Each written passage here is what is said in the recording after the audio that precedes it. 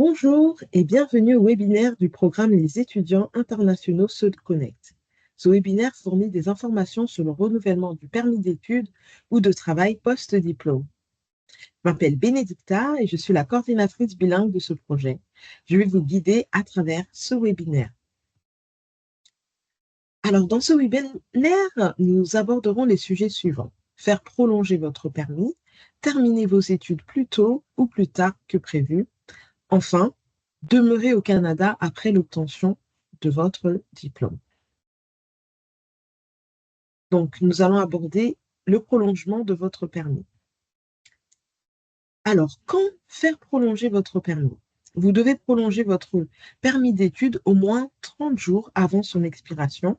La date d'expiration se trouve dans le coin supérieur droit de votre permis. Vous ne pouvez pas prolonger votre permis d'études au-delà de la date d'expiration de votre passeport. Si vous faites une demande avant l'expiration de votre permis, vous pouvez rester au Canada dans les mêmes conditions que votre permis d'études actuel jusqu'à ce que vous ayez une décision. Vous devriez demander la prolongation de votre permis d'études si vous prévoyez de voyager à l'extérieur du Canada et que votre permis expire pendant votre séjour, votre voyage. Si votre permis d'études expire et que vous n'avez pas demandé de prolonger votre permis, vous devez donc quitter le Canada. Alors, comment faire pour présenter une demande de prolongation de permis d'études? Donc, avant de faire cette demande, vous devez vous assurer que votre établissement figure dans la liste des établissements d'enseignement désignés. Vous pouvez demander la prolongation donc, de votre permis de séjour en version papier ou en ligne. L'étape numéro 1, donc, c'est de vous assurer d'avoir ce qu'il faut. Donc, si vous êtes étudiant en post-secondaire, une lettre d'admission ou l'inscription à cette EED dont on a parlé avant, donc établissement d'enseignement désigné.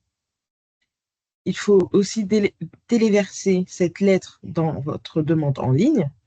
Si cette EED ne valide pas la lettre à temps, contactez-les pour confirmation. Donc, il y a aussi une exception depuis le mois de janvier 2025 où, en cas de changement d'établissement ou niveau d'études, il faudra faire une nouvelle lettre de demande, une nouvelle lettre qui est fournie par l'établissement. L'étape numéro 2, c'est de bien lire le guide d'instruction. Il faut bien suivre donc les instructions détaillées pour remplir le formulaire. L'étape numéro 3, c'est préparer vos réponses. Donc, vous devez répondre aux questions pour générer une liste de contrôle des documents nécessaires.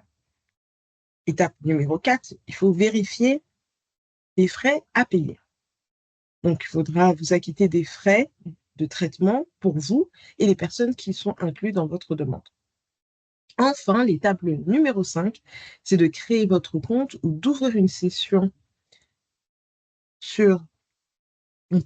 en ligne sur le compte sécurisé d'IRCC et de soumettre votre demande en soumettant bien sûr les frais et en suivant chaque étape demandée.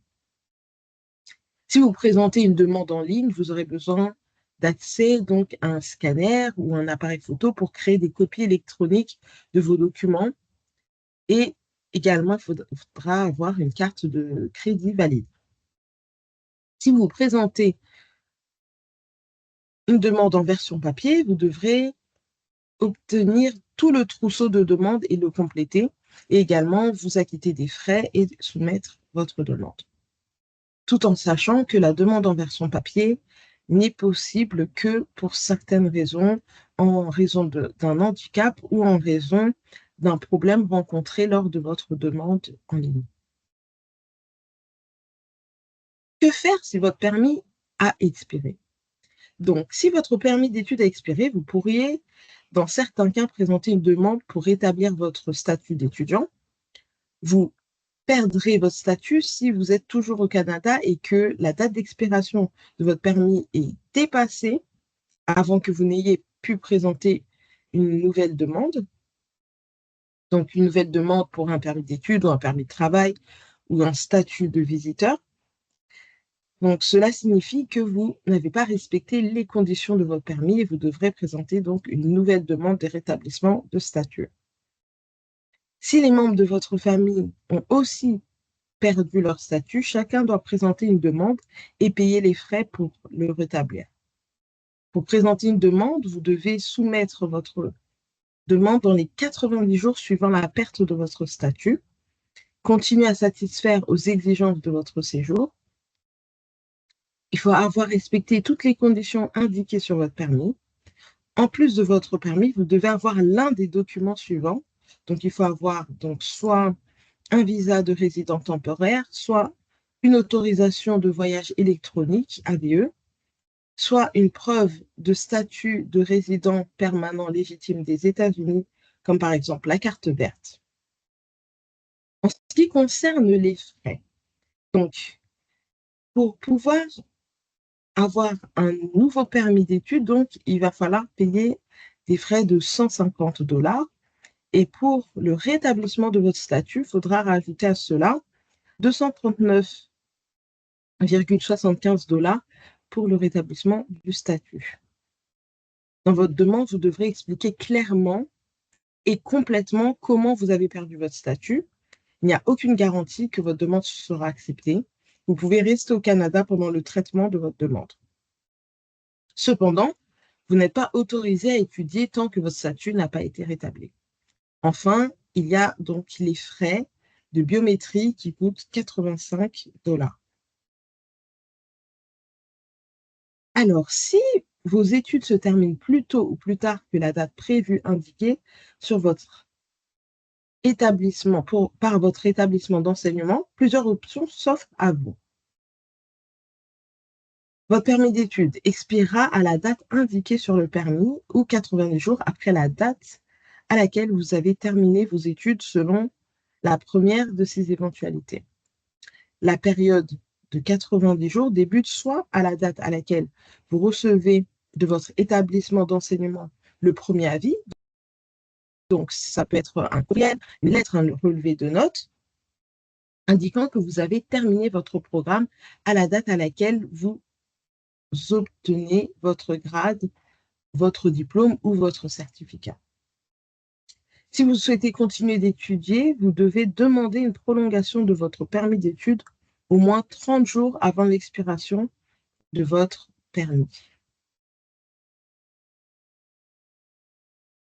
Si vos études se terminent après la date prévue de votre programme, vous devrez faire une demande de prolongation de votre permis d'études. Vous devez présenter votre demande de prolongation au moins 30 jours avant la date d'expiration initiale de votre permis. Utilisez le formulaire de demande pour changer les conditions ou prolonger votre séjour au Canada à titre d'étudiant. Ce formulaire s'applique si vous êtes étudiant et que vous souhaitez donc prolonger votre séjour, modifier les conditions de votre séjour, changer votre type de statut temporaire, corriger un problème lié à votre statut. Donc, assurez-vous de faire votre demande avant l'expiration de votre statut actuel. Si vous êtes au Canada et que vous devez à la fois prolonger votre permis d'études et renouveler votre visa de résident temporaire, vous devez soumettre une demande distincte pour le nouveau visa uniquement après l'approbation de la prolongation de votre permis d'études par l'immigration. Donc, demeurez au Canada après l'obtention de votre diplôme.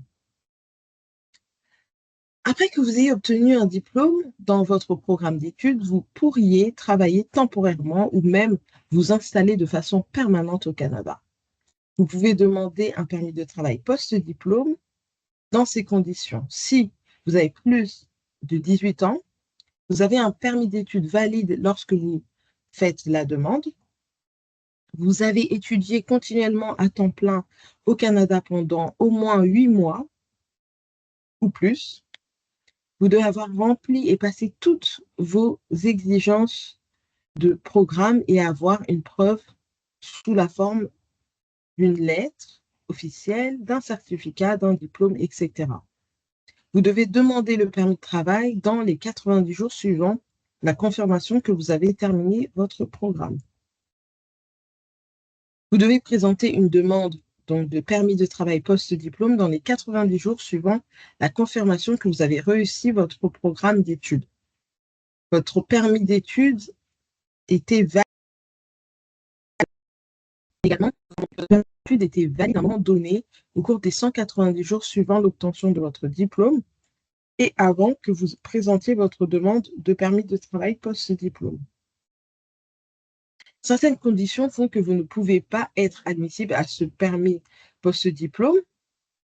Donc, par exemple, il faut que votre diplôme soit dans un établissement qui soit désigné parce qu'il est possible que ça ne soit pas le cas. Donc, il faut bien vérifier cela avant de faire la demande.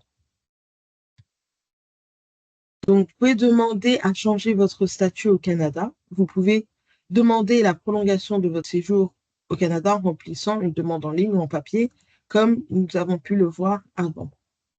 Si vous présentez une demande en ligne, vous aurez besoin, comme on en parlait tout à l'heure, déjà d'un scanner ou d'une caméra pour créer des copies électroniques. Et pour la version papier, il faudra donc vous acquitter de tout le trousseau et de bien le compléter.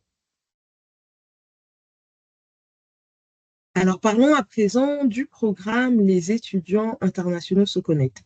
Donc, ce programme qui vous offre ce webinaire aujourd'hui est un programme pour les étudiants internationaux et il permet de créer, il a été créé en fait pour offrir un soutien à l'établissement aux étudiants internationaux et à leurs familles afin de les aider à s'intégrer avec succès s'ils choisissent de rester en Ontario après la fin de leurs études. Donc, ce programme, les étudiants internationaux se connectent, et en partenariat avec des collèges, des universités et organismes communautaires d'aide à l'établissement. Ce projet est financé par le ministère de la Citoyenneté et de l'Immigration de l'Ontario.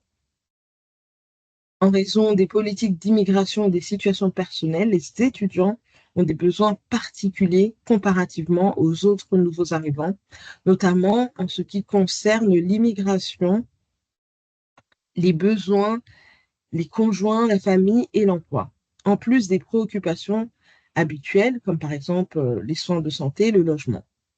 De plus, les étudiants internationaux ne sont pas admissibles aux services d'établissement financés par le gouvernement.